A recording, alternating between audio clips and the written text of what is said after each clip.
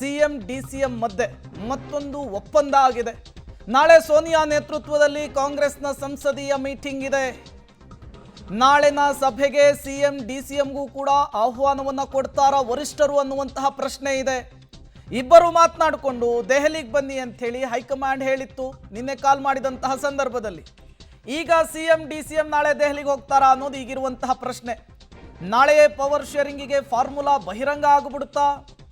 ಯಾವ ರೀತಿಯ ಫಾರ್ಮುಲಾ ಅದಾಗಿರುತ್ತೆ ಅದು ಈಗಿರುವಂತಹ ಪ್ರಶ್ನೆ. ಒಂದೇ ಸಭೆಯಲ್ಲಿ ಎಲ್ಲವೂ ಕೂಡ ಇತ್ಯರ್ಥವಾಗುವಂತಹ ಸಾಧ್ಯತೆ ತುಂಬ ಕಡಿಮೆ ಅನ್ನೋದು ಗೊತ್ತಾಗ್ತಾ ಇದೆ. ನಾಳೆ ಸೋನಿಯಾ ಗಾಂಧಿ ನೇತೃತ್ವದಲ್ಲಿ ಕಾಂಗ್ರೆಸ್ನ ಸಂಸದೀಯ ಸಭೆ ಇದೆ. ಈ ಸಭೆಯಲ್ಲಿ ಎಲ್ಲ ವಿಚಾರಗಳು ಕೂಡ ಚರ್ಚೆ ಆಗುತ್ತೆ. ಡೀಟೇಲ್ಸ್ ಕೊಡೋದಕ್ಕೆ ಮಸೂದ್ ನೇರ ಸಂಪರ್ಕದಲ್ಲಿ ಜಾಯ್ನ್ ಆಗಿದ್ದಾರೆ. ಮಸೂದ್, ಇವತ್ತು ಬ್ರೇಕ್ಫಾಸ್ಟ್ ಮೀಟಿಂಗ್ನ ನಂತರ ಒಟ್ಟಾಗಿ ಬನ್ನಿ ಅಂತ ಹೇಳಿ ವರಿಷ್ಠರು ಹೇಳಿದರು.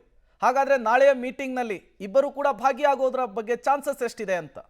ಒಂದು ರೀತಿಯಲ್ಲಿ ಕಾಂಗ್ರೆಸ್ ಬಿಕ್ಕಟ್ಟೇನಿದೆ, ಒಂದು ರೀತಿಯಲ್ಲಿ ಮಹತ್ವದ ಘಟ್ಟಕ್ಕೆ ಪ್ರೇಮ್ ಬಂದಿದೆ. ಯಾಕಂದರೆ ಇವತ್ತಿನ ಬ್ರೇಕ್ಫಾಸ್ಟ್ ಮೀಟಿಂಗ್ನಲ್ಲಿ ಏನು ಕ್ಲಾರಿಟಿ ತಗೊಂಡಿದ್ದಾರೆ, ಏನು ಸಹಮತ ಒಪ್ಪಂದಕ್ಕೆ ಇವರಿಬ್ಬರು ಬಂದಿದ್ದಾರೆ, ಅದರ ಆಧಾರದಲ್ಲಿ ಮುಂದಿನ ಮಾತುಕತೆ ಹೈಕಮಾಂಡ್ ಮಟ್ಟದಲ್ಲಿ ನಡೆಯುತ್ತೆ. ನಾಳೆ ಸಂಜೆ 5 ಗಂಟೆಗೆ ದೆಹಲಿನಲ್ಲಿ 6 ಜನರ ಸಮ್ಮುಖದಲ್ಲಿ ಬಹುಶಃ ಸಭೆ ಆಗುವ ಸಾಧ್ಯತೆ ಇದೆ. ಆ ಸಭೆಯಲ್ಲಿ ಒಂದು ಕ್ಲಾರಿಟಿ ಸಿಗುತ್ತೆ.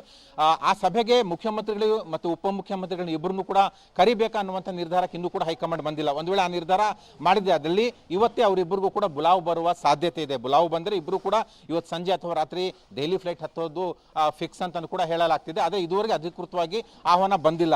ಆಹ್ವಾನ ಎರಡು ರೀತಿಯ ಚರ್ಚೆಗಳು ನಡೀತಾ ಇದ್ದಾವೆ. ಫಸ್ಟು ಬ್ರೇಕ್ಫಾಸ್ಟ್ ಹಂತದಲ್ಲಿ ಇವರಿಬ್ಬರ ನಡುವೆ ಚರ್ಚೆ, ಒಂದು ಸಹಮತ ಬರುವಂಥದ್ದು, ಇವರಿಬ್ಬರು ಕ್ಲಾರಿಟಿ ಬರಲಿ ಅಂತ. ಅಂದರೆ ನಾವಿಬ್ಬರು ಒಂದಾಗಿದ್ದೀವಿ ಅನ್ನುವಂಥ ಸಂದೇಶ ರವಾನೆ ಮಾಡಬೇಕು, ಡ್ಯಾಮೇಜ್ ಕಂಟ್ರೋಲ್ ಆಗಬೇಕು. ನೀವಿಬ್ಬರು ಒಪ್ಪಂದಕ್ಕೆ ಬಂದ ನಂತರ ನಾವು ಏನು ಮಾಡಬೇಕು ಅಂತ ಮುಂದೆ ತೀರ್ಮಾನ ಮಾಡ್ತೇವೆ ಅನ್ನುವಂಥದ್ದು ಒಂದು. ನಾಳೆ ಸಭೆಯಲ್ಲಿ ಇವ್ರನ್ನ ಹೊರಗಿಟ್ಟು ಒಂದು ಸಭೆ ಮಾಡ್ತಾರೆ, ಇವ್ರನ್ನ ಇನ್ವಾಲ್ವ್ ಮಾಡ್ಕೊಂಡು ಇನ್ನೊಂದು ಸಭೆ ಮಾಡ್ತಾರೆ ಅಂತ ಕೂಡ ಹೇಳಲಾಗ್ತಿದೆ. ಇವ್ರನ್ನ ಹೊರಗಿಟ್ಟು ಏನು ಸಭೆ ಮಾಡ್ತಾರೆ 3 ಜನ ಅಥವಾ 6 ಜನ ಹೈಕಮಾಂಡ್ ಮಟ್ಟದಲ್ಲಿ, ಅಲ್ಲಿ ಏನು ತೀರ್ಮಾನ ತೆಗೆದುಕೋಬೇಕು, ಯಾವಾಗ ತೀರ್ಮಾನ ತೆಗೆದುಕೋಬೇಕು, ಪವರ್ ಶೇರ್ ಮಾಡಬೇಕಾ, ಮಾಡೋದಾದ್ರೆ ಯಾವಾಗ, ಇವೆಲ್ಲವೂ ಕೂಡ ಚರ್ಚೆ ಆಗೋ ಸಾಧ್ಯತೆ ಇದೆ. ಈಗಿನ ಪ್ರಸಕ್ತ ರಾಜಕೀಯ ಸನ್ನಿವೇಶಗಳು ಮುಂದೆ ಪರಿಣಾಮ ಬೀರುವಂತಹ ಸಂಭಾವ್ಯ ವಿದ್ಯಮಾನಗಳು ಎಲ್ಲವನ್ನು ಕೂಡ ಗಣನೆಗೆ ತೆಗೆದುಕೊಂಡು, ಜೊತೆಗೆ ಒಂದಷ್ಟು ಜನರ ಈಗಾಗಲೇ ಹಿರಿಯರ ಅಭಿಪ್ರಾಯಗಳನ್ನು ಕೂಡ ಸಂಗ್ರಹ ಮಾಡಿದ್ದಾರೆ. ಅದರ ಆಧಾರದಲ್ಲೂ ಕೂಡ ಏನು ಮಾಡಬೇಕು ಅನ್ನುವಂಥದ್ದನ್ನ ತೀರ್ಮಾನ ಮಾಡ್ತಾರೆ. ಇನ್ನು ಇವರಿಬ್ಬರಿಗೂ ಕೂಡ ಇನ್ವಾಲ್ವ್ ಮಾಡ್ಕೋಬೇಕು ಅಂತಂದ್ರೆ ಇವತ್ತೇ ಬುಲಾವ್ ಕೊಡಬೇಕು. ಆ ಥರ ಬುಲಾವ್ ಬಂದರೆ ಇವರು ಕೂಡ ಸಂಜೆ ಹೋಗ್ತಾರೆ. ಇವರು ಇಬ್ಬರನ್ನು ಕೂಡ ಸೇರಿಸ್ಕೊಂಡು ನಾಳೆ ಸಭೆ ಆದಲ್ಲಿ ಅದು ಮಹತ್ವದ ಘಟ್ಟ, ಅಂದರೆ ಒಂದು ಕ್ಲೈಮ್ಯಾಕ್ಸ್ನ ಹಂತ, ತೀರ್ಮಾನಕ್ಕೆ ಬರುವ ಹಂತ ಅಂತ ಕೂಡ ಹೇಳಲಾಗ್ತಿದೆ. ಏನು ತೀರ್ಮಾನ ಮಾಡ್ತಾರೆ ಅಂದರೆ ಅದಕ್ಕೂ ಮುನ್ನ ಆಗುವಂಥ ಸಭೆಯಲ್ಲಿ ಒಂದು ತೀರ್ಮಾನಕ್ಕೆ ಬಂದಿರ್ತಾರೆ. ಇವ್ರನ್ನ ಸೇರಿಸ್ಕೊಂಡು ಮಾಡುವಂಥ ಸಭೆಯಲ್ಲಿ ಒಂದು ತೀರ್ಮಾನವನ್ನು ಅವ್ರಿಗೆ ಹೇಳ್ತಾರೆ, ಅವರಿಬ್ಬರ ಸಹಮತನೂ ಕೂಡ ಕೇಳ್ತಾರೆ. ಯಾವ ರೀತಿ ತೀರ್ಮಾನ ಆಗುತ್ತೆ ಅನ್ನುವಂಥದ್ದು ಕುತೂಹಲ. ಸದ್ಯಕ್ಕೆ ಪವರ್ ಶೇರ್ ಆಗೇ ಬಿಡುತ್ತಾ ಸೆಷನ್ಗೂ ಮುನ್ನ ಅನ್ನುವಂಥ ಪ್ರಶ್ನೆ ಕೂಡ ಇದೆ. ಅದಕ್ಕಿನ್ನೂ ಕೂಡ ಸ್ಪಷ್ಟತೆ ಇಲ್ಲ ಪ್ರೇಮ್. ಒಟ್ಟಾರೆಯಾಗಿ ಕುತೂಹಲ ಘಟ್ಟ ನಾಳೆ ಒಂದು ಕ್ಲೈಮ್ಯಾಕ್ಸ್ ಹಂತಕ್ಕೆ ಬರುತ್ತೆ Prem. Okay, thank you Masood ತಮ್ಮೆಲ್ಲ ಮಾಹಿತಿಗಾಗಿ. ಸಿಎಂ ಪಟ್ಟಕ್ಕಾಗಿ ರಾಜ್ಯ ಕಾಂಗ್ರೆಸ್ನಲ್ಲಿ ಕಲಹ ಜೋರಾಗಿತ್ತು, ಅದಕ್ಕೀಗ ತಾತ್ಕಾಲಿಕ ವಿರಾಮ ಬಿದ್ದಿದೆ. ಬ್ರೇಕ್ಫಾಸ್ಟ್ ಮೀಟಿಂಗ್ ಮುಕ್ತಾಯವಾಗಿದೆ. ಕೆಲವೇ ಕ್ಷಣಗಳಲ್ಲಿ ಇಬ್ಬರು ನಾಯಕರು ಹೊರಗೆ ಬಂದು ಪ್ರೆಸ್ ಮೀಟ್ ಅನ್ನು ಮಾಡ್ತಾರೆ. ಸಿಎಂ ಡಿಸಿಎಂ ಮಧ್ಯೆ ಕುರ್ಚಿ ಕದನಕ್ಕೆ ಬ್ರೇಕ್. ಇಬ್ಬರ ಮಧ್ಯೆ ತಾತ್ಕಾಲಿಕ ಒಪ್ಪಂದ ಆಗಿದೆ. ಟ್ವೀಟ್ ಮೂಲಕ ಅದನ್ನು ಕನ್ಫರ್ಮ್ ಮಾಡಿದ್ದಾರೆ. ನಾಳೆ 6 ಮಂದಿಯ ಸಮ್ಮುಖದಲ್ಲಿ ಫೈನಲ್ ಕಾಲ್, ಸೋನಿಯಾ ಗಾಂಧಿ ಅವರ ಸಮ್ಮುಖದಲ್ಲಿ. ನಾಳಿನ ಸಭೆಯಲ್ಲಿ ಸಂಧಾನ ಸೂತ್ರ ಫೈನಲ್ ಆಗುತ್ತಾ? ಕುತೂಹಲ.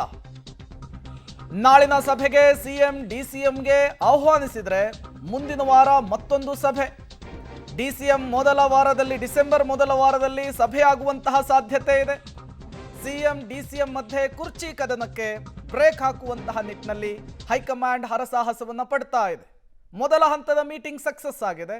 ರಾಜ್ಯ ಮಟ್ಟದಲ್ಲಿ ಇಬ್ಬರ ಸಮ್ಮುಖದಲ್ಲಾದಂತಹ ಮೀಟಿಂಗು, ಅದಕ್ಕೆ ಕೊಟ್ಟಂತಹ ಹೆಸರು ಬ್ರೇಕ್ಫಾಸ್ಟ್ ಮೀಟಿಂಗ್. ನಾಳೆ ಸೋನಿಯಾ ಗಾಂಧಿ ಸಮ್ಮುಖದಲ್ಲಿ ಮತ್ತೊಂದು ಮೀಟಿಂಗ್ ಇದೆ, ಅಲ್ಲಿಯೂ ಕೂಡ ಇದೇ ವಿಚಾರ ಚರ್ಚೆ ಆಗುತ್ತೆ.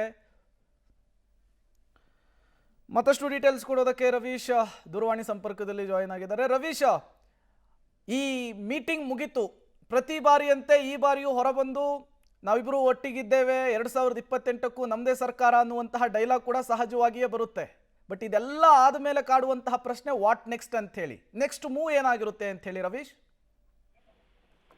ಪ್ರೇಮ್, ಪ್ರಮುಖವಾಗಿರ್ತಕ್ಕಂಥದ್ದು ಇವತ್ತು ಅವರು ಬಹಿರಂಗವಾಗಿ ನಾವು ಒಗ್ಗಟ್ಟು ಜೋಡೆತ್ತು ಅಂತ ಪ್ರದರ್ಶನ ಮಾಡಿದ ಬಳಿಕ, ಒಂದು ಹೈಕಮಾಂಡ್ ತೀರ್ಮಾನಕ್ಕೆ ನಾವು ಬದ್ಧ ಅಂತ ನಿಲುವನ್ನ ಒಂದು ಸಾಲಿನಲ್ಲಿ ಪ್ರಕಟ ಮಾಡಿದ ಬಳಿಕ ಅದು ಡೆಲ್ಲಿಗೆ ಶಿಫ್ಟ್ ಆಗುವಂತ ಚಾನ್ಸಸ್ ಜಾಸ್ತಿ ಇರುತ್ತೆ.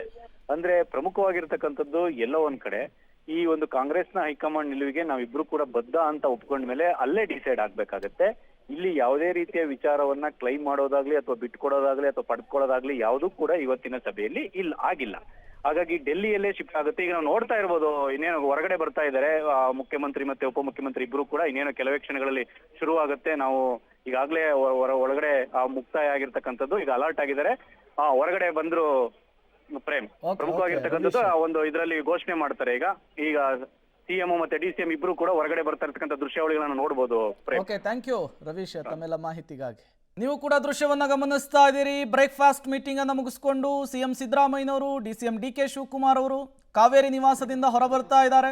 ಜಂಟಿ ಸುದ್ದಿಗೋಷ್ಠಿಯನ್ನು ಮಾಡುವುದಕ್ಕೂ ಮುಂದಾಗ್ತಾ ಇದ್ದಾರೆ. ಮತ್ತೊಮ್ಮೆ ಜೋಡೆತ್ತುಗಳು ಅಂತ ಹೇಳಿ ಕೈ ಎತ್ತುವಂತಹ ಸಾಧ್ಯತೆ ಇದೆ. ಜೊತೆಗೆ 2028ಕ್ಕೆ ನಮ್ಮದೇ ಸರ್ಕಾರ ಅಂತ ಹೇಳಿ ಪುನರುಚ್ಚರಿಸ್ತಾರೆ. ನಮ್ಮಿಬ್ಬರ ನಡುವೆ ಏನಿಲ್ಲ, ಹೈಕಮಾಂಡ್ ನಿರ್ಧಾರದಂತೆ ಎಲ್ಲ ಅಂತ ಹೇಳಿ ಹೇಳೋದಕ್ಕೆ ಇಬ್ಬರು ಕೂಡ ರೆಡಿಯಾಗಿ ಬಂದಂತೆ ಕಾಣಿಸ್ತಾ ಇದೆ.